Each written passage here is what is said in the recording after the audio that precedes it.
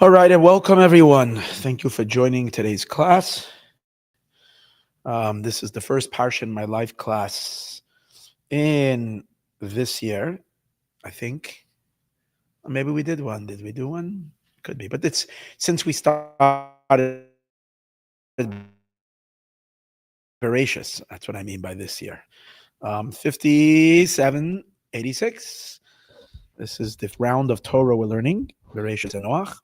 And so today's class, I'm going to focus not that much on the Torah portion, but I'd like to catch everyone up a little bit on some of the thoughts on the mind-blowing things that are happening in the world and that happened, the current events that took place over Sukkot, over the holiday of Sukkot, which we just completed, and primarily the grand, incredible day of Hoshana Rabah, which was the last day of Sukkot before the 8th day, the 7th day of Sukkot. And the events that happened on that day, everybody is familiar with the release of the hostages, all the remaining living hostages that came home. Baruch Hashem, Hodul Hashem Kitov. I'd like to now focus a little bit on that in terms of the Messianic process and what is happening. As I see it, again, this is all guesswork. This all might be correct. Let's see how this, so I'm seeing very, very great things in these events. And some of them might shock you. Let's see where this is all going. Let's, of course, begin with the Parsha, because we can't ignore the Parsha. Unique thing about Parshas Noach is that in Parshas Noach, the world moved into a completely different era. Now, there was the era, there's like two eras. There's the era before the Mabul, the era, the period before the flood, and then there's the period after the flood. And the world fundamentally changed after the flood on many, many levels. First of all, something the Rebbe always mentions is that the world became far more stable after the flood because God promised that he would never shake up the world again. And he would never stop the order of the galaxies. During the flood, it says that all the mazalis, all the constellations ceased to operate. So there was kind of a cessation of everything. Everything came to a screeching halt. God promised that from that day and onward, he would keep the system of creation ongoing and he would never destroy the world again. So the world received a great stability. On the deeper level, we know that after the flood and Noah came out and he rebuilt the world was already in a purified state because the flood was a form of a mikvah, a form of a purification. And the world was already purified, and the world experienced a great reset, and the reset was what prepared the world for the next stage would be the Jewish people, the giving of the Torah. So we know that the giving of the Torah opened up a whole new reality in creation. It moved the world into the third stage. So you might want to divide the world into three stages. I mean, you could divide it into more, but first you have the pre-flood, a mankind in its full denigration, its full free fall of the human race. Then the world begins to repair itself. God created the world with this mechanism of self-repair it can recreate itself, and that was Noah's task. And that's why the sages tell us that when Noah came out of the teva, when he came out of the ark, when Noah came out, he saw a new world. And then again, and this was like a prep, a purer world,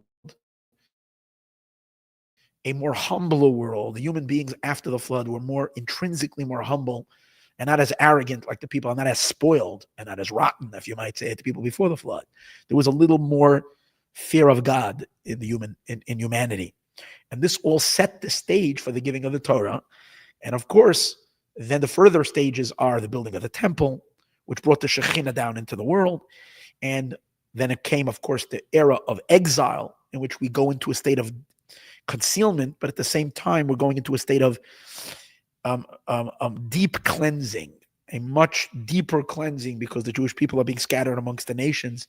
And the purpose of that is in order to purify all of humanity, not just to create a heavenly abode in Jerusalem, but to impact the entire world. And that's when the Shekhinah goes to exile with the Jewish people. And finally, you come to the redemption. It comes to the time of the Mashiach and the redemption. And afterwards comes the time of Tchias HaMesim, of the resurrection. And then the world enters into Shabbat. Shabbos, that's in the year 6000.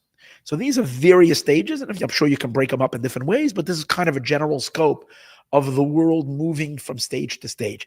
Now, we know that every year is a different energy, and every year is progress, and every day is progress, and every second is progress. That's true.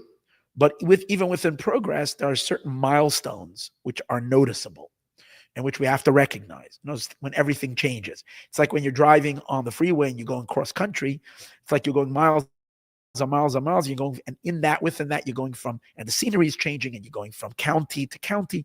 But there's a certain change that happens when you cross a border and you moved into, you went from Texas to New Mexico. You've crossed that border. It's a different energy. It's already a different place.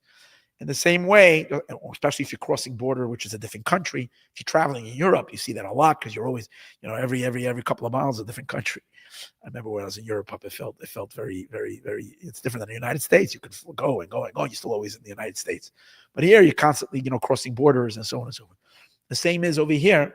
There are certain moments in time when we're crossing into a different era. So I've already discussed it in earlier classes that this year, it seems like we're crossing, not seems like, from the Zohar, that we are actually entering into a different era. Whether we're entering it literally into the era of the resurrection this year, whether it's going to be fully immersed into that era in the time of, in 4 years from now, in 1930.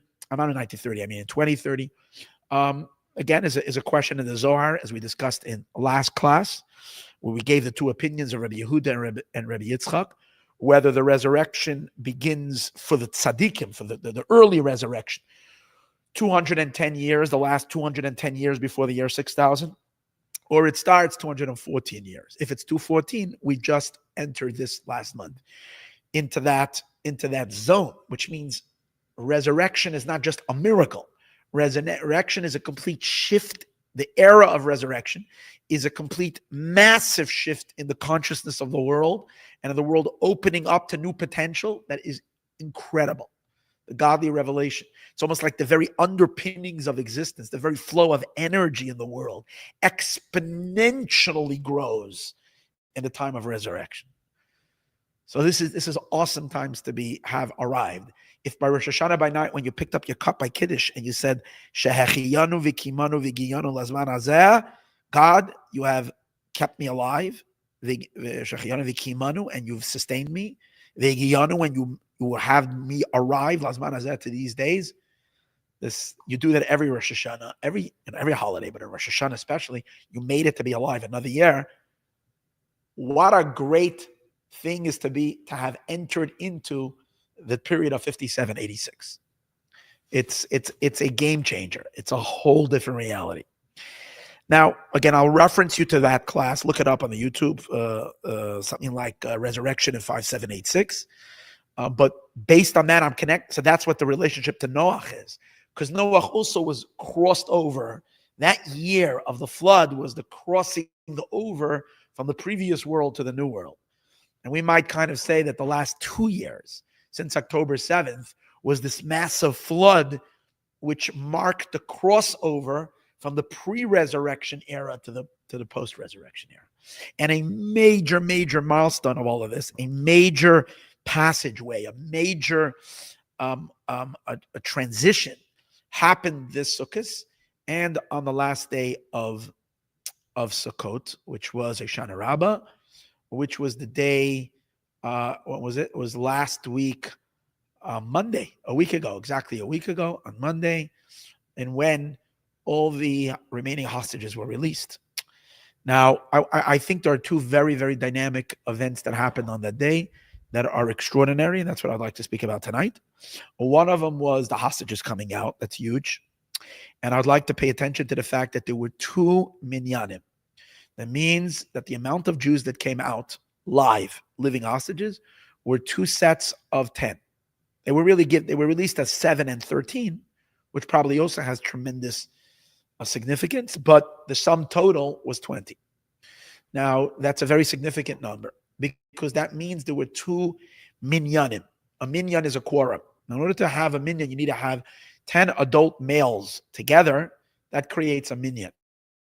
And why is a minyan so powerful? Because the Shekhinah dwells where there are 10 Jews. So let me make a suggestion. And here's my suggestion. That a pivotal component of the geula, of the redemption process, is that the Shekhinah goes out of exile.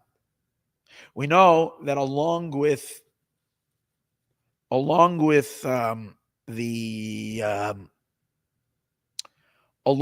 Jewish people, and when the Jewish people go to exile, Shekhinah imahem, the Shekhinah goes along with us. Galu la'edim Shekhinah imam. The Gemara says that wherever the Jewish people are in exile, the Shekhinah. What's the Shekhinah? Shekhinah is the divine manifestation and dwelling in creation. There is godly light, divine energy above and beyond Shekhinah. That's higher than. That's called Hakadosh Baruch Hu. Shekhinah is the immanence of God within the world. And so the Shekhinah is intrinsically attached to the Jewish people, in as much as the Jewish people are meant to be the conveyors of the divine to the creation. They're meant to be the main channels of God to the world. Through the souls of Israel, divine consciousness is disseminated into the world through Israel and through the Torah. That's why in the first word of Torah, it says Bereshis, and the sages say Beis Reishis, two things that are called first. The two things that are called first are the Israel and the Torah, because through Israel, because God did not create the world for him to remain obscured and concealed, but God created the world for him to be revealed, that the world should become conscious, very conscious of God, and God should have a home in this world. And that happens through the Jewish people doing the mitzvot and studying Torah. That's why for the sake of the Torah and for the sake of Israel, God created the world. That's how we reveal the Shekhinah in the world. So therefore, wherever the Jewish people go, wherever Israel travels, God goes along with us. Shekhinah comes along with us. And when we're in exile, the Shekhinah comes along. Now, into exile. Now, when will the Shekhinah go out? When Israel comes out of exile. Now, did we go out of exile already? Now, one of the, obviously, there are still tragic events that are happening. Just last night, something very horrific took place in which there was an accident in New York. And very sadly, Hashem should help comfort the families. I don't even know how, what, where, and when, but it's like horrible. It was the accident, and 4 young boys died. And it was like yeshiva boys, just terrible. And then you hear stories like this, you realize, okay, you know what? With all the talk that Mashiach is already here, but come on, let's have it like in a way where there's no more death in the world, where it's fully manifest. So obviously there is still I'm still praying, and we're still crying out for the complete geula. But however, at the same time, we do have to notice major things that happen and recognize them and call them out for what they are, that these are very, very great events. So it says the Shekhinah will not really leave the exile until the very last Jew comes out of exile. God says, I will take every single one by the hand and take them out. However, within that, there is now one of the most striking and one of the most strongest expressions or manifestations of the Jewish people being in exile that happened, that takes place at the end of the exile, like right at the conclusion of the Galut, was October 7th. Like it was like almost like the grand final act of suffering, collective suffering for Israel. There's no question. There's not going to be anything after this. God forbid, on such a scale. It's not happening. It's not happening. We're over the dark days. I quoted to you from the Zohar in our last class that the Zohar speaks about a 40-year period that goes in between the gathering, that from the time when the beginning of the gathering of the exiles, in which we identified in last class, starting either in 1986 or in 1990, because in 1986 was when kind of it started to brew, Gorbachev was put into power in late 1985. I mean, the beginning of 1985, but in terms of the Hebrew calendar, late 5785, so close to 5786, which is where the 40-year period begins before this year, which is 5746, which is 40 years prior, Tafshem Mem Vav, which is 40 years prior to Tavshin Pei Vav, which is, so that's when Gorbachev went into power and he dismantled the Soviet Union, which brought about the collapse of the Iron Curtain, which allowed the Jewish people to go up to Israel, which is the beginning of Kibbutz Galias, as I mentioned in the last class, according to the Rebbe. So that's what I rely on.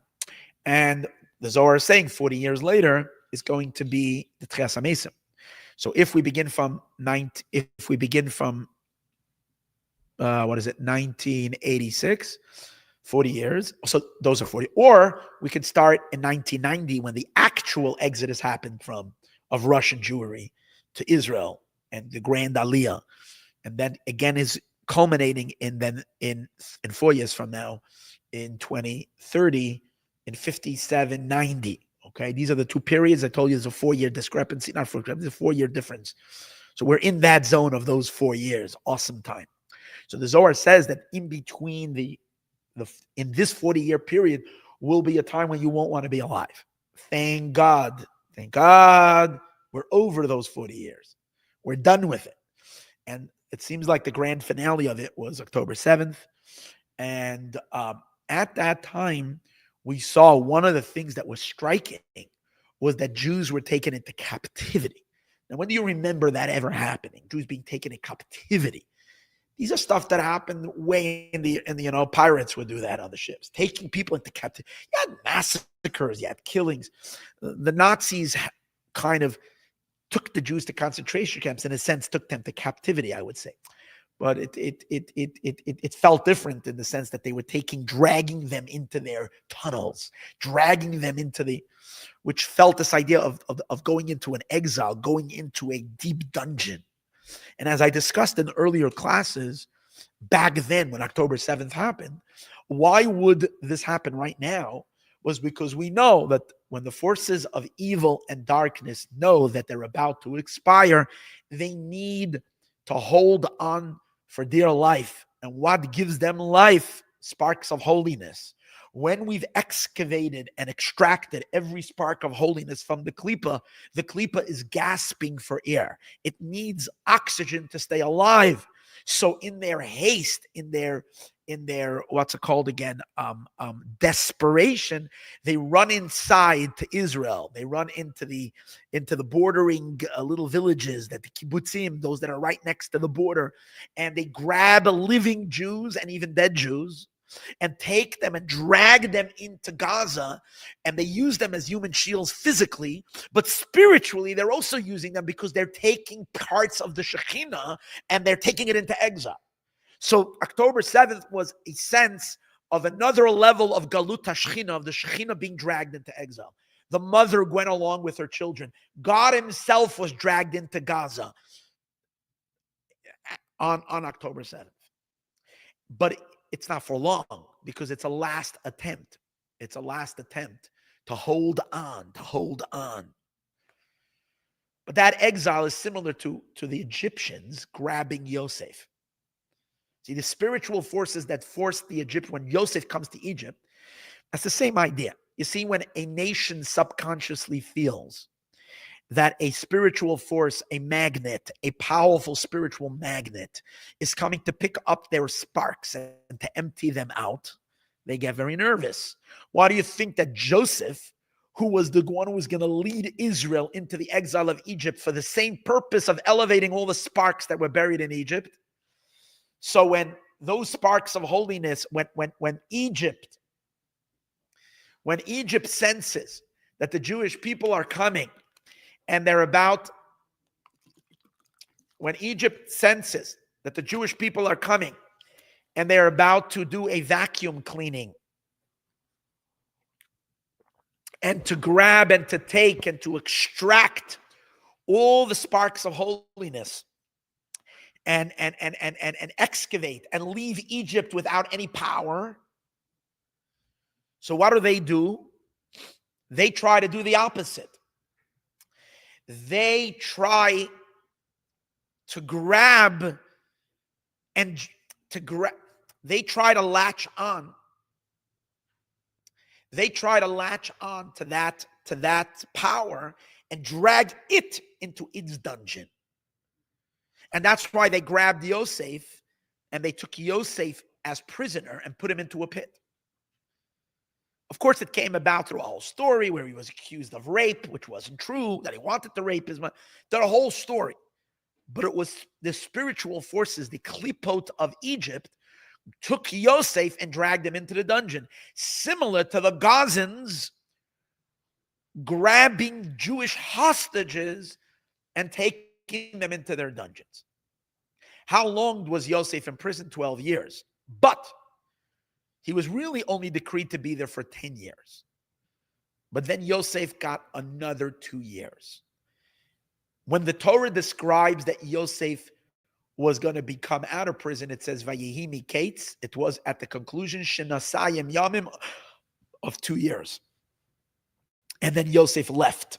Paro had a dream, and Yosef is then freed from the dungeon and comes out. And he goes out to become the ruler of Egypt. And in that case, he opens up the road for his brothers and his family to come down to Egypt. The Egyptians do the same thing to the Jewish people like they did to Yosef. They grab Israel and enslave them just like they tried to enslave Joseph. But just like Joseph was the forebearer and the trailblazer and managed to come out of Egypt and then come out of that dungeon and then take control over all of Egypt, so too happens to the Jewish people, that they rise from the dungeon. They rise from the dark slavery and they become the masters over Egypt. And then they manage to take out all the sparks of holiness that they dare with the physical wealth, and then take all of that and build a temple with that for God, and then eventually go to the land of Israel, to the promised land, going to take the Torah. The power the Jewish people had, that is from Joseph doing it first. When did Joseph come out? Exactly 2 years. The verse says, Vehi miketz shenasayim yamim, at the end of 2 years. So everything, history repeats itself. These hostages were similar to Yosef, because as the last vestige, the last monsters, listen to this is important to understand, the last monsters of exile that are still surviving, that are feeling that the last bits of energy are going to be taken out of them, they fight tooth and nail. So they ran in on the day of Joseph, they did it. Actually, Shmini Atzeret is connected to Joseph in many ways. It says that sages say that the Zohar, according to the Zohar, Shmini Atzeret is the energy of Yosef. That's why the Zohar says, just like Yosef was alone with his brothers, and he said, take everybody out. I want to be alone with my brothers when I reveal myself to them. So too God says to the nations, everybody leave. It's only me and Israel alone. Bizvade Yosef. So Shmini Atzeret, it says that the three holidays, Pesach, Shavuos, and Sukkot. Pesach corresponds to Avram, Shavuot corresponds to Yitzchak, and Sukkot personifies and represents Yaakov, and Shmini Atzeret is Yosef. It's a lot to speak about that. So just like Yosef was dragged into a dungeon, they came on the day of Yosef and grabbed all these hostages and took them to Egypt. Exactly 2 years later, like by Yosef, to the day on the Hebrew calendar, completing the full 2 years, Hoshana Rabah, which is the day before Shmini Atzeret, they were forced to release their last hostages. And 2 minions of Jews left. 2 minions. Now, by the way, I want to share something incredible. The Midrash tells us, Kol ma she'ira leYosef ira leTzion. Whatever happens to Joseph happens to Zion, which means to the Jewish people. To Zion represents the city of Zion, which is Jerusalem. It also represents the Jewish people. So the Midrash does a comparison, and it goes through everything that happens to Yosef, and the brothers hated Joseph, so too the nations of the world will hate the Jewish people. Just like the Zohar makes a comparison on everything that happens. Entire Jewish history is a kind of a carbon copy of the story of Joseph. So when you see it at the last moments before, when Mashiach is about to come, and you see that the in Gaza, which are the Amalekites, grab Joseph, grab the Jewish people, take them in, and then they're forced to release them again on Hoshana Rabah. This, to me, represents just like Joseph is going out to become king, Israel is going out but Israel is now rising. Everybody has to understand something. Israel is now rising. The Jewish people are now rising. And if I dare say, I will say something very sharp, very strong, not sharp, but strong. And that is that the Shekhinah, the left exile, this Hoshana Rabah, with the exit of these last hostage. First of all, the hostages are coming out, and they're coming out like lions. They're not coming out like defeated people. They're not coming out like people that are crushed and of course they need therapy, and I'm sure they need healing, but they're coming out with such strength after what these people endured, after what they've been through. But they're coming out with a message of hope. They're coming out with a message of joy. Now I'll also show you something amazing. It says there are 4 people that need to bring a korban todah. A korban todah is a thank you offering. We today's days, we don't have a korban todah. Instead of a korban todah, which is a thanksgiving offering, we say mizmor letodah. Mizmor letodah, which is, we say King David made chapter 100 in Psalms as a song for a thanksgiving. Ariel Hashem Kol, let the whole world shout out to God. Now, one of the people that have to give thanks to God is a captive who came out of captivity. So when Mashiach will come, we will all say Mizmor L'Soda. And that will be our song. So someone brought to my attention something really minyan, very special. I'm give a shout out to Michael Lewis, who was here on Simchas Torah. You know, the hostages were in captivity exactly because we were counting the days. The Jewish people have such love for each other that we were actually I saw on so many websites, every day they were just counting the days of how long these hostages are in captivity. They weren't just saying 2 years. They were saying days. They were in captivity exactly 738 days. Now, 738 is the exact numeric value of the word Mizmor Letodah.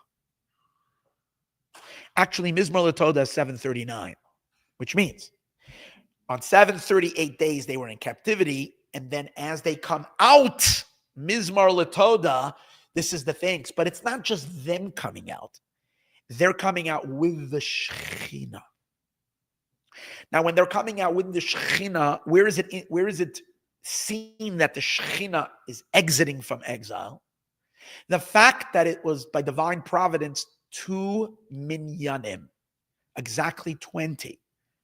We know wherever there is 10 people, the Shekhinah dwells. So when 10 Jews go out of exile, especially in this case, they were 10 male Jews, which is perfect for a minyan. It would have been Shekhinah like that also, but literally, halachically, it counts as a minyan. 2 times 10 came out, the Shekhinah came out. Why twice? Why twice? It's because in Shekhinah, there's 2 levels. The Shekhinah Tata, the lower Shekhinah, and the Shekhinah Ila'ah, the higher Shekhinah. One of them is Rachel, and the other one is Leah, the 2 wives of Yaakov. Rachel is the lower Shekhinah, the Shekhinah that is more imminent, more in the trenches. That's why Rachel is the one who cries for her children, Kol Barama Nishma. Leah, however, is also called Shekhinah, but the higher level of Shekhinah. They correspond to the 2 Hays of God's name. Now, the 2 Hays of God's name, you can read it 2 ways. Is Yud Kei Vav Kei. So we know the latter Hay is the lower Shekhinah, called Malchut, kingship. That's Rachel. The higher Hay, Yud Kei, is Leah, is the first Hay of Hashem's name. And that's the higher Hay. We know when we do tshuva, there's 2 levels of tshuva, the lower tshuva and the higher tshuva. Tshuva tata, the lower tshuva, and tshuva ilah, because it's returning these 2 Hays, taking the Shekhinah out of exile on both levels. And what occurred to me right now, as I am speaking right now, this occurred to me right now, this is a bomb, that in every Hay, there is another Hay. Because how do you spell Hay? Hey. So really, it's 10, it's 2 times 10, it's 20, it's the 4 Hays. You realize what's going on here? The 4 Hays, it's 20 boys coming out of the dungeons of Gaza. Now, when are they coming out? On Hoshana Rabah, the last day of Sukkot, the day of King David. We know that every day of Sukkot, the 7 days correspond to one of the correspond to one of the Ushpizim. We have every day one of the 7 powerful divine attributes and 7 tzaddikim, 7 holy souls that embody these attributes. And the first day we invite Abraham to our sukkah, and the second day we invite Isaac to our sukkah. So the last day is King David. Now we know David HaMelech, he is Malchut, he is the Shekhinah, he's the personification of Shekhinah. So this is the Shekhinah's day, the last day. And that's the reason why we make Hoshana Rabah. Hoshana means saving. Hoshana means a salvation, a savior, to bring forth. And we know that in Hoshana Rabah, it's called Hoshana Rabah, the great saving.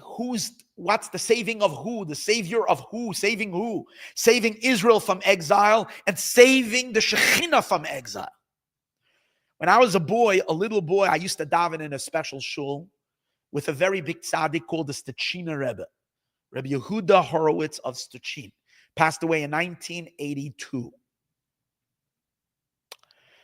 No, in Tashem and Beis, it was in the end of 1981 still. Passed away as soon as going to be his yard site on Tes Cheshvan. I was 9 years old when he passed away. I would sit by, I grew up literally by him.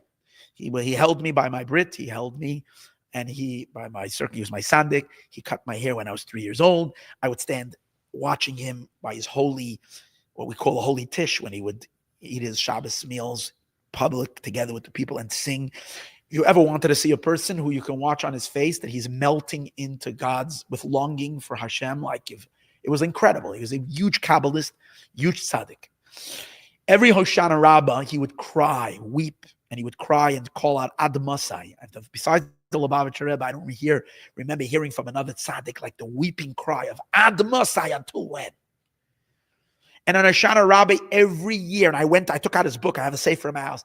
Every year when he would say Torah on Hoshana Rabbah, the Torah was that on Hoshana Rabbah, the Shekhinah goes out of exile. This is the day. And he said, in order to see where the Shekhinah comes out of exile, how do you notice it on Hoshana Rabbah? So we know that on the Lulav, the 4 species of vegetation that we take on Sukkot, that we all have a mitzvah to take, on Hoshana Rabbah is the last day that we take it. We do various different types of shaking we say a blessing and we shake it to the 6 directions. In addition to that, we say Hallel, we do what's called Nanuyim. Nanuyim is you shake it to see. Now, by the great Hasidic masters, not a Chabad, everything is done in a way of very much like, a lot of times very simple. Meaning there's a lot of kavanot, but by the Rebbes, you didn't see that, not always that much expression on the outside. But by many of the Polish great tzaddikim, they would do Nanuyim, they would spend hours doing it, shake, and they would sing songs, and they would be like, it was like a whole avodah. By him, it was a very big avodah in Nanuyim. Each time they shook, it was different songs. I knew the song, each one we all knew every year was the same, but each Nanuyim had its own niggun. And Hoshana Rabbah was like, it was incredible. It was just apps on Hoshana Rabbah. You could see on him that he was in a different place. So we know that when on the Lulav, there are certain, you're supposed to bind the 4 species together, not the esrog. Esrog remains separate. You're supposed to hold it together. But the other 3 species, which is the myrtle branch, the willows, and the palm branch, you tie them together. Now, in addition to tying them together, you also put 2 rings made out of one of the leaves of the palm. You make 2 rings and you put it on the lulav itself. Simply, it's to hold the branches of the lulav of the palm together. You put 2 of them on the lulav.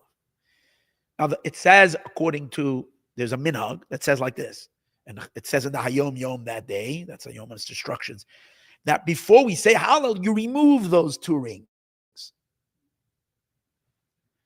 And it doesn't give the explanation why you remove those rings on Hoshana Rabbah. So the Rebbe Yehuda Horowitz of Stechin, where I grew up, would always say, the reason we remove the rings is because the lulav represents the Shekhinah. Because the word lulav means to him a heart. She is the feminine side of God, and her heart is to her husband. Lo leiv, she has only one heart to her husband. All she wants is to reunite with HaKadosh Baruch Hu, with the vast infinity of God. If we translate Shekhinah as the collective soul of Israel, what's in the heart of the Jewish people? Lo, to him is our heart. Our heart is only to God. Ein lahem, the Midrash says, Ein lahem leiv ela leiv echad, one heart, laviem shabashamayim, to the Father in heaven. So the lulav represents the Shekhinah. When the reason we have these rings on the lulav is because it's indicative of the Shekhinah being in exile. Since Hoshana Rabah, the Shekhinah will come out of exile, we take off the rings. But he doesn't explain why it's 2 rings. But this year I figured it out. Because it's 2 levels of Shekhinah that go out. 2 times 10 boys came out on Hoshana Rabah. And the Shekhinah came out of exile. Now, you want to get goosebumps? So it occurred to me on Hoshana Rabah, this verse. Because when I saw that the hostages were there 738 days, I said, 738? What is that? So we said earlier, Mizma Latoda, but this someone else told me. But before that, on Hoshana Rabah, I said to myself, hey, it's got to be something here. Why were they 738 in the dungeon and they came out exactly? 738 is the word tishlach. Tishlach means to send. Taf shin, taf is 400, shin is 300, that's 700. Lamed ches is tishlach. And I was playing with the word tishlach, and then I almost fainted. What's the verse? Shalach tishalach esa'im, send away the mother bird. The esabonim tikachlach, and the children take to yourself. Let that sink in. Shalach tishalach esa'im, send away the mother. Who's the mother? The Shekhinah is called the mother of all souls. Ema Tata, she's the lower mother. She's the mother. The whole Galuta Shekhinah is how do we know that the Shekhinah is in exile? Because the verse says, it's a verse, I don't remember where it is, maybe in Jeremiah. It says, Ubipish achem, and through your sins, Shilcha imchem, your mother was cast into exile. Your mother was sent away.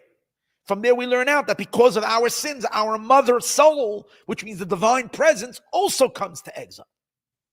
So the verse is saying, Tishalach, at the end of 738 days of captivity, you will release Tishalach.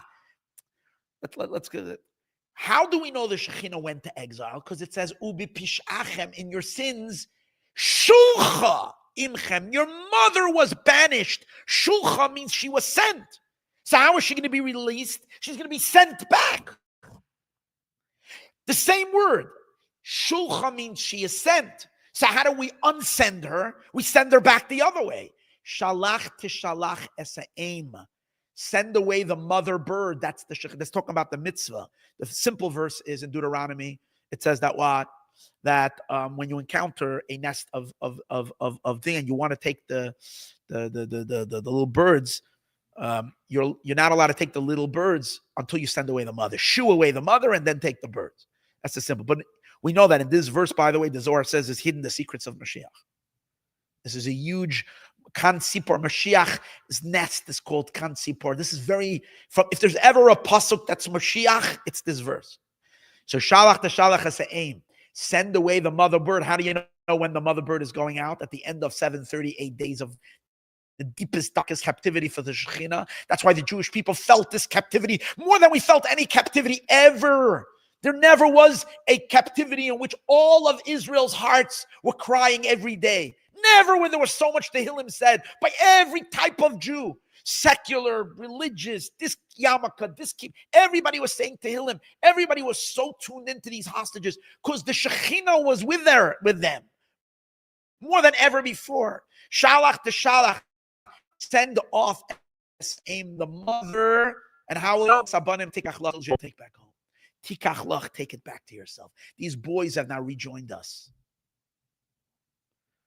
The removal of those 2 rings, the lower Shekhinah, the higher Shekhinah, all happened on this Hoshana Rabah. In the year of resurrection. In the year when the time of exile is supposed to end. All right. So that's one big event that happened this Hoshana Rabah. And let me share the second event. That corresponded at the same time, and the 2 will link together. And that is as follows. I already shared with you in the classes in the past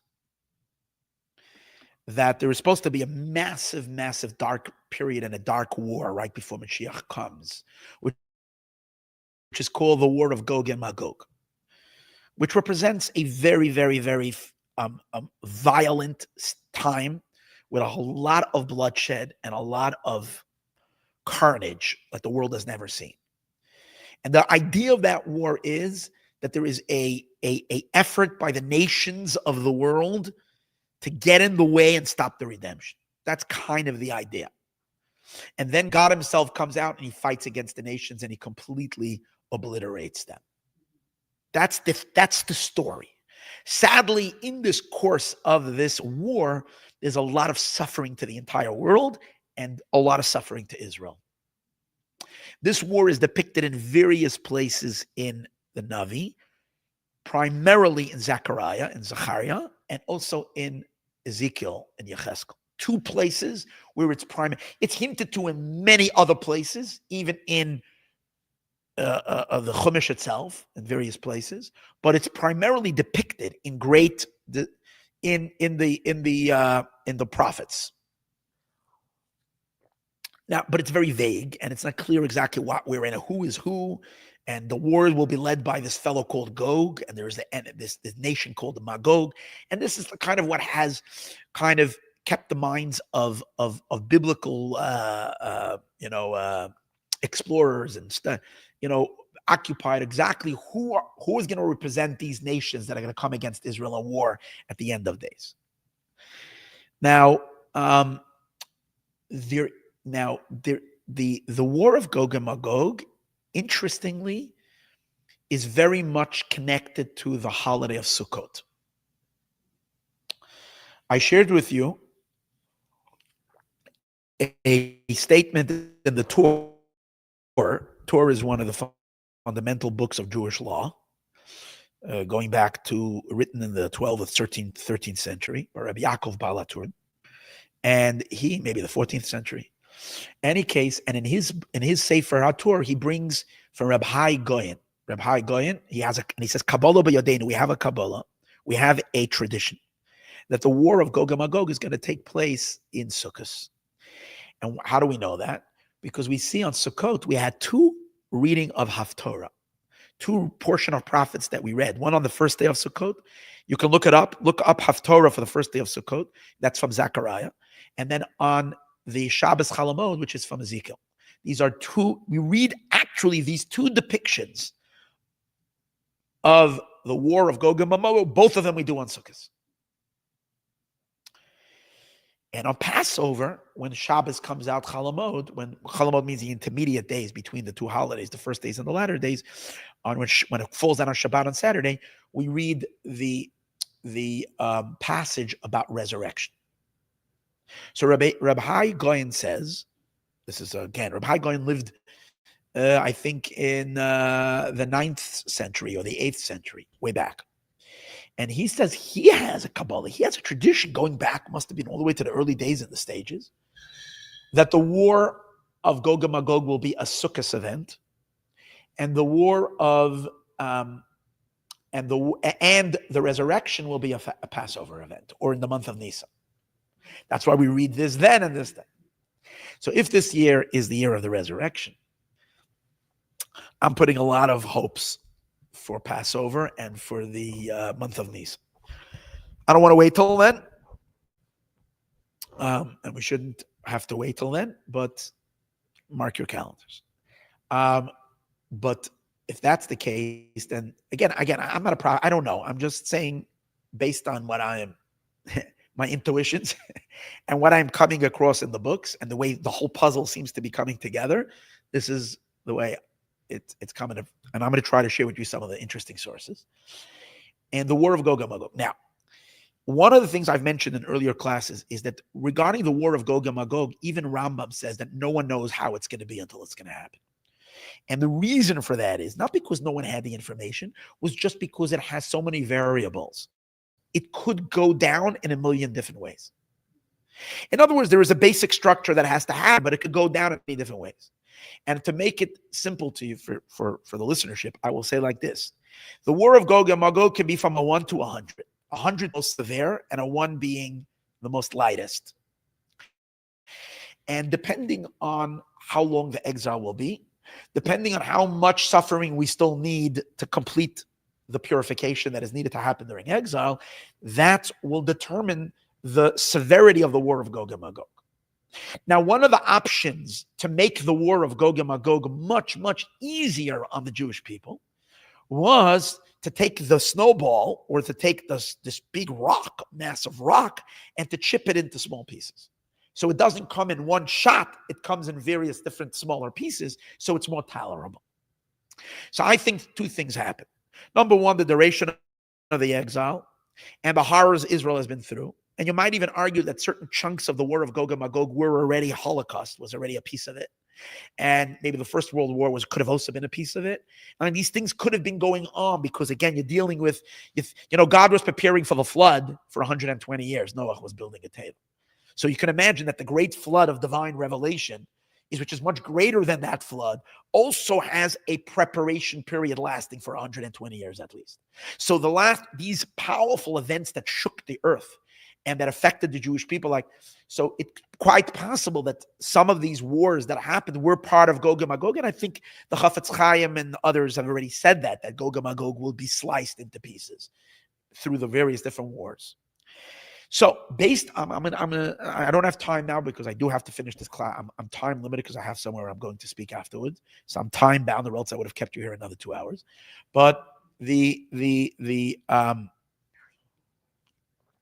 based on the depiction of Zechariah, where it discusses, I don't remember which chapter it is, I didn't look it up right before the class, but you can look at the Haftorah of the first day of Sukkot. You can Google it, Haftorah, the first day of Sukkot. You'll find the chapter in Zechariah.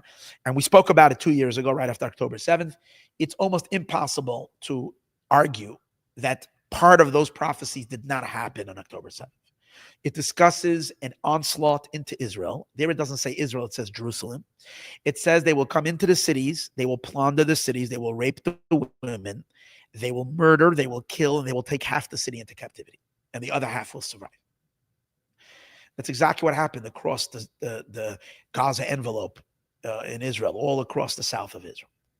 Every single thing of that. So definitely that was a manifestation of somewhat of Gog and Magog.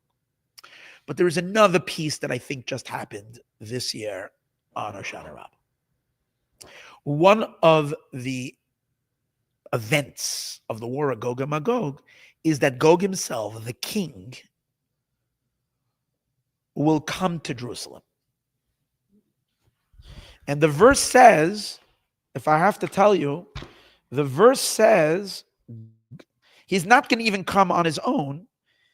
Hashem says to Ezekiel, Ben Adam Simpanecha, man, put your eyes, El Gog, to Gog, Eretz HaMagog, the land of Magog, the Nasi, the president, the prince, Rosh Meshech V'Tuval, V'Nobeov, say prophecy upon him, and say, so says God, our God, I am upon you, Gog, the king, Rosh Meshech V'Tuval.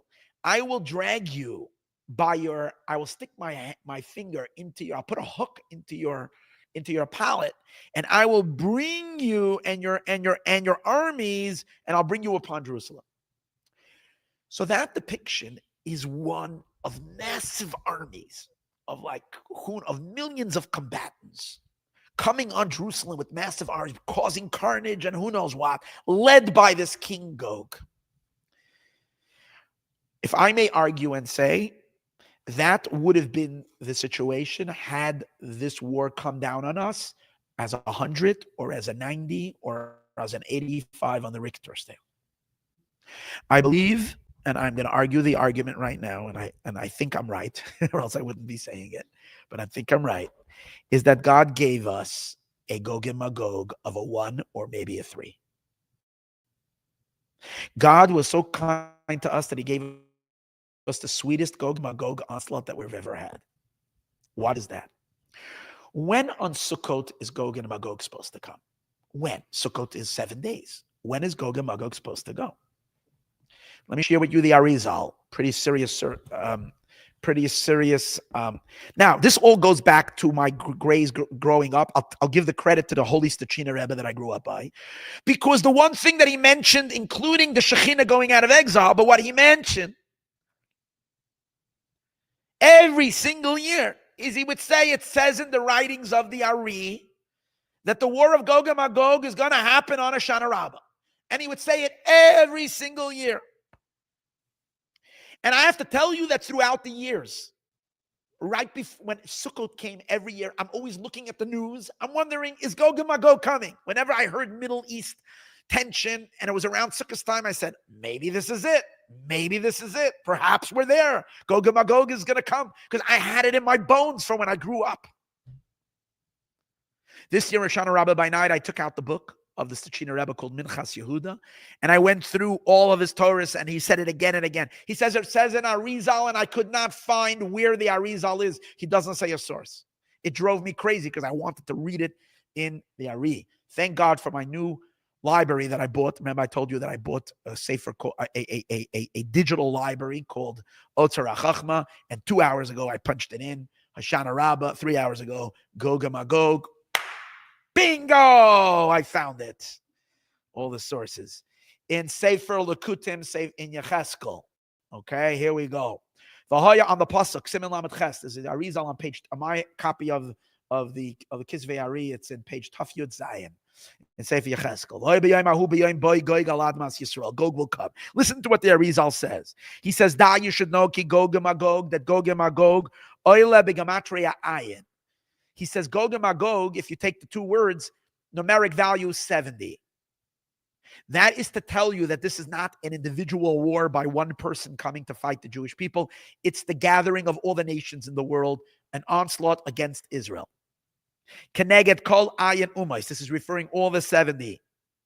Because then there will be one ruler who will dominate all 70. I'll call ayin umais on all 70. V'kulam yavayu yachad al Yisrael, and they'll all come together on Israel. Ukishen yigalu Yisrael miyadam, and when the Jewish people will be saved from them, az yiyah Hoshana Rabah, then it's going to be the great salvation. It's going to be the great Hoshana, and that's why it's called the great Hoshana, because now, whenever we were saved from a nation, we got done with the Babylonians, and the Persians lined up. We got run with the Persians, then the Greeks came. When we got with the Greeks, then the Romans came, and then these came, and the Spanish came and took their turn, and then the English came and took their turn, and then the Germans came and took their turn, and then the Russian Tsars came, and Khmelnytsky came and took them, and then the Arabs came, and the Antifadas came. Everybody came, took their turn to beat, to plunder, to rob, to enslave, to hurt, to abuse the Jewish people. And of course, everybody in the name of morality, and everybody always excused it as they're the saviors of the planet from this wicked entity called Israel, the Jewish people. But in any case, since in Hoshana Rabbah, it's going to be the completion, the ultimate defeat of all of it. That's the reason why. Gog and Magog. Okay. It's the great of the great salvation. And since the nations are compared to water, that's why they poured water libations every day. And because to help with this situation. Any case, this is what the Arizal says. Okay. Now, what am I saying? I believe that President Trump, who came to Israel, it was so strange. God orchestrated that he came to Israel exactly for 3 hours. He was in the Knesset, I think, 3 hours. I didn't look this up, but I think I heard a rabbi who said something like this, but it's possible. That makes sense, because there is a statement that says, Hoshana Shalosh Sha'is, save the 3 hours. So there is a tradition going back to the Vilna Gaon. For those of you who like me to give a Litvish source, there is a Litvish tradition going through the Ma'aril Diskin. Okay, from Rabbi Ma'aril Diskin was a great Jerusalem rabbi from the Lithuanian, not from the Hasidim. Going back, which heard from it all the way up to the Vilna Gaon, from Chaim of Volozhin all the way to the Vilna Gaon, saying that Hoshana Rabbah will be the war of Gog and Magog. Again, the same idea like the Arizal we have from the Vilna Gaon, and he says that the whole thing will go down in 3 hours. And there's a statement, I was looking for it in the Siddur. I don't know where it comes from, but it's supposed to be somewhere in the Siddur. But I tried to do it quickly before the class, and I didn't get a chance. So maybe someone will share it to me. But it says, Hoshana Shalosh Sha'is, save us for the 3 hours. In other words, there's supposed to be dark 3 hours that could have been a nuclear war.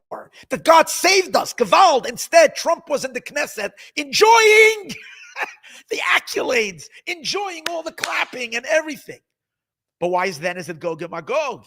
Then it doesn't seem like it's in any way anything bad. It was great.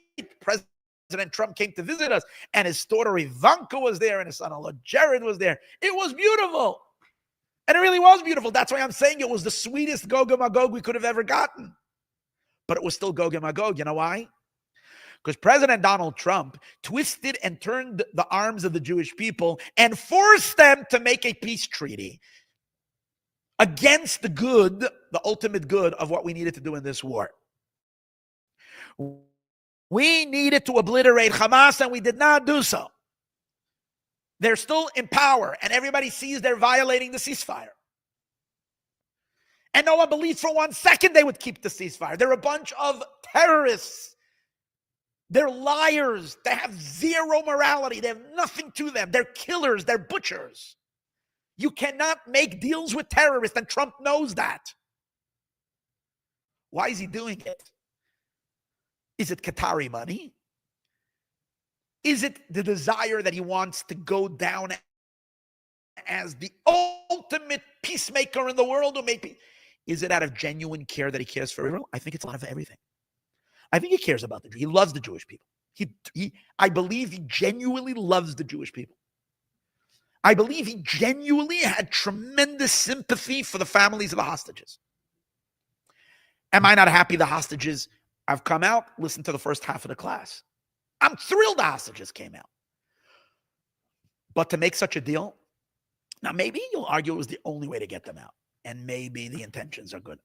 All I can say is I don't think anybody ever bullied Israel behind the scenes like Trump bullied Israel. Netanyahu almost didn't have any choice. Trump was going to kill him if he was not going to go along with this. And Netanyahu knew that. But that's only part of it. The other part is, where did Trump continue on from directly from Jerusalem? Where did he go? He went to El Sharif into Egypt. That's where all of our exiles begin, in Egypt, right? So the grand finale ends in Egypt. What starts in Egypt ends in Egypt. How do you like that? It's a new phrase. What starts in Egypt ends in Egypt.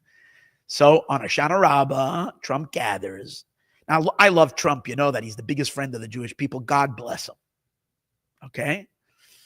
But he got along. He made a little party over there with a whole bunch of Jew haters. Guterres, the leader of the UN, the big carer of world peace, together with Macron, together with the loser from England, together with the Spanish anti-Semite over there, and one after another, all of them gathered together, and they're going to decide the future of the Middle East. They weren't even going to have Netanyahu there. Last minute, Trump, because he really does love Jews, asked Netanyahu to come, but guess what? Edward, whatever his name is, the Turkish guy. Again, this is the story they say, turned around his plane and said, I'm not coming if the Jew is there. So imagine, they're going to make peace. This is like everybody lovey-dovey. Everybody's going to go, we're all going to kiss each other. We all love the Jews. We love Israel. We love the Jews. Everything's great. But we're making a big party, but we don't want the Jews there. Don't you dare bring Netanyahu there. It's such a fraud. And it's basically the gathering of the 7 nations. Gathered together on Hoshana Rabah. But the manifestation that Gog has to come to Israel, he came to Jerusalem on Hoshana Rabah morning, and he was there for 3 hours.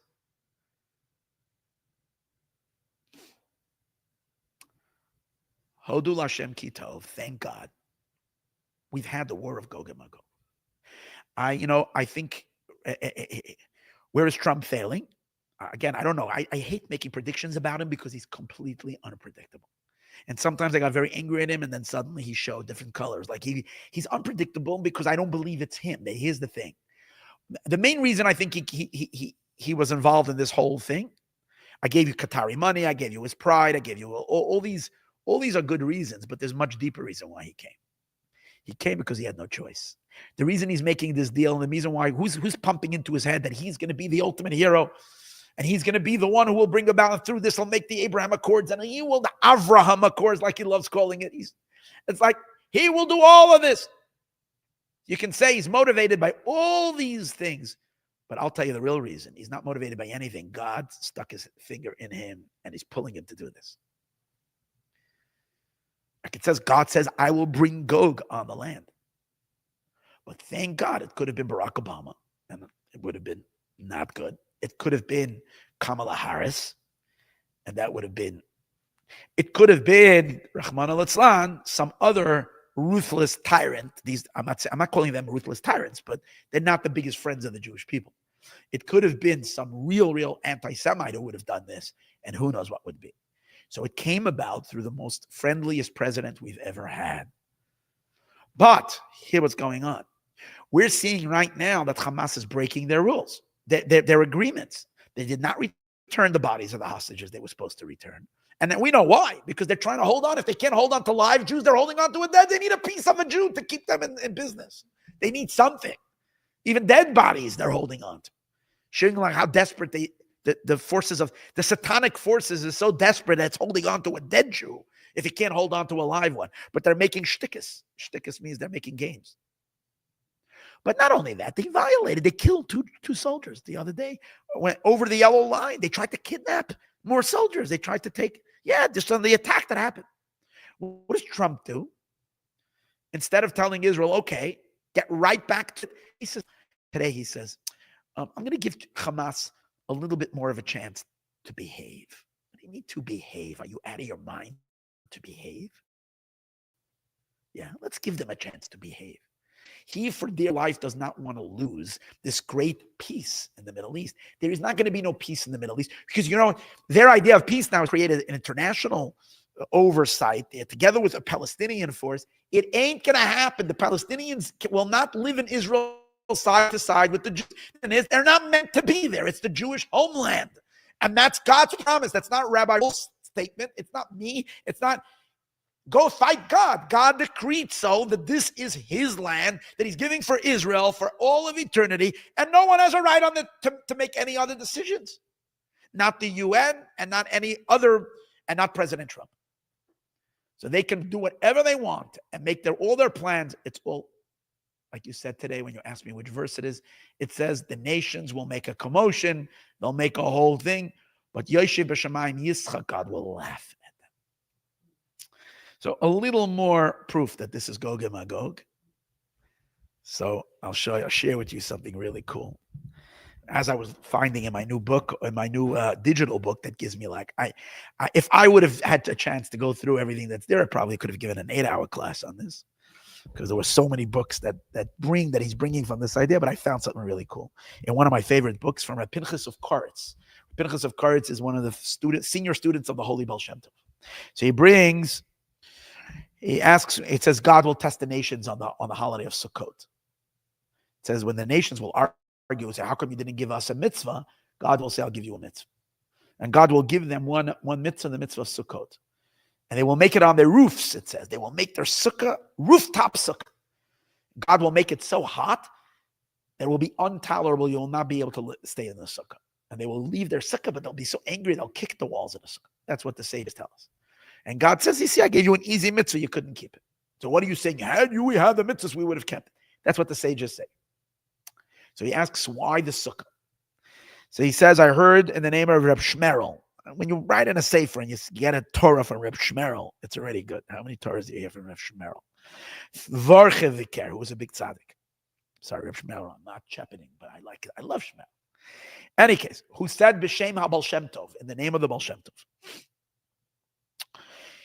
The Baal Shem Tov explained this teaching. The Baal Shem Tov said the main idea of sukkah is humility. Hear this.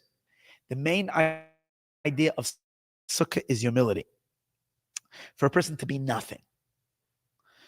And he explains how in the sukkah, because in the sukkah you leave your comforts of your house, you're living in a rundown shack.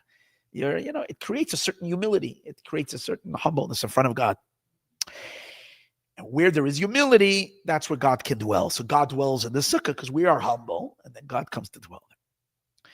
That's why Hashem gives them the mitzvah of sukkah, to see if they can be humble. They will go and make it on their rooftops, which is already showing, meaning they're going to go and make an arrogant sukkah. And therefore, God will burn it with the sun. We'll take out the sun. They're not interested. That's what the Baal Shem Tov teaches. Comes the Reb Pinchas of Karitzer and explained, and he says like this. Listen to these words. The Yesh Kabbalah, there is a Kabbalah, the Melchemes Gog and Magog yeh b'Sukkos, that the war of Gog and Magog will be on Sukkos. Why? So what's the connection of Gog and Magog to Sukkos? Because the world says, the world says, when you see a big guy, when you see someone who's like 7.5 foot big, boorish, tall, big, a giant type of a guy. When you see a guy like that, people say, this guy, he's like Gog and Magog. It used to be a phrase that people would say, you see a big guy, it's like Gog and Magog. But he says the intention is not that this is going to be a big, physically a giant. Because where do we find, he says, that anywhere in Midrashic thing that he will be a giant? No, he says. When he says he will be big, means he will be a person that will have enormous pride in himself. Ragasis Aruach, he's going to be very full of self-aggrandizement and self-pride. Like it's Elechain. And therefore, since Sukkot is all about humility, so he's going to. Now, one thing I will say about Trump, I love him and I give him a lot of applause for all he's done and all the great things. I don't think that one of the characteristics that we will say on him after his passing, after his live a long life, but is that he was the most humble person in the world. Humility is not necessarily too high in his book. He's full of himself and pumping his own. He's the guy who deserves the Nobel Peace Prize. He deserves everything. He is the savior of the world. He is the guy. Anyways, he's got that, and it serves him well, because it's precisely because of that he feels that he's going to fix every problem, and he goes out there and he actually works nonstop with diligence, because he has the most confidence you've ever seen any about person in the world, and he has everybody literally. You ever see the way he shakes hands with Macron? He grabs him like a and the other guy's trying to show power, but not with him. He's dominant. He is the boss. Everybody knows Donald Trump is the boss. He has that. So when I saw that, I said, and that's why it comes on Sukkot, because Sukkot is the Jewish people pride, the humility, and he's the antithesis to that. So the war is, so that really fit. Also, when he walked into the Knesset, it was all about Donald Trump. It was everybody kissing him. Everybody, they were talking and pouring and showering him with praise like you've never seen. The other interesting thing is that in Sefer Arvei Nachal, which is another great Hasidic Rebbe, Arvei Nachal, the book is Arvei Nachal. It's related to Sukkot. It's not a book on Sukkot, but I forgot the name of the author. It's a famous Hasidic book. So over there he brings that Gog is the same letters. Take a look. It's the same letters as David. Because David is Dalid, Vav, Dalid. And Gog is Gimel, Vav, Gimel. Meaning it's the same setup like David. It's just that in David, it's Dalid, Vav, Dalid, which Dal, the word Dal means the poor one, the one who doesn't have. Gimel is, but in Gog, instead of a Dalid, Vav, Dalid, it's a Gimel, Vav. What did the sages say is the difference between a Gimel and Dalid? Gimel is the philanthropist. Gimel is the giver. Dalid is the receiver. When you watched the small little Jewish people, the Knesset, being humble in front of Trump because they get their weapons and they get their money and they get their thing, being the humble, small little David, being the David, being the Yoyim, and Trump walking in there as, I sent my B-52 bombers, I sent my thing, and only American can do it, and only American. Now he's doing good things. He's the Gomel. He's the ultimate giver. He got the hostages out. He's the one. That's a good Gog. It's a good Gog. As I said, it was a good Gog. I'm not saying it was a bad Gog. But thank God, Yishtabach Shemo, as we say, that we've had the most beautiful Gog and Magog grand finale take place this Hoshana Rabah. So we're done with that. Now we're ready for the next chapter. And that is that Trump should come around. You should realize that these Hamas guys, Hamasniks, are good for nothing bums. You should give the green light for complete obliteration of them. Israel should have the guts to declare Yehuda, Shamron, and Gaza all Jewish land, and everything is going to be made into the future land of the Holy Land of Israel. So this is some of what I wanted to share with you tonight, and I think this kind of summarizes the new world that we're coming. And what's so special is, the fact that all this is all happening in Pei Vav, which, as I said earlier, is this year of resurrection. And it's like we are literally now moving along into the grand finale. So this is really exciting. And may Hashem, may we see the full redemption. The Shekhinah is out already. In our own life, it means that we should have our own Shekhinah come out. I mean, our own godliness and our own soul should already be able to shine in all of its brightness. Until we meet next time, everybody well, and let us have Mashiach now.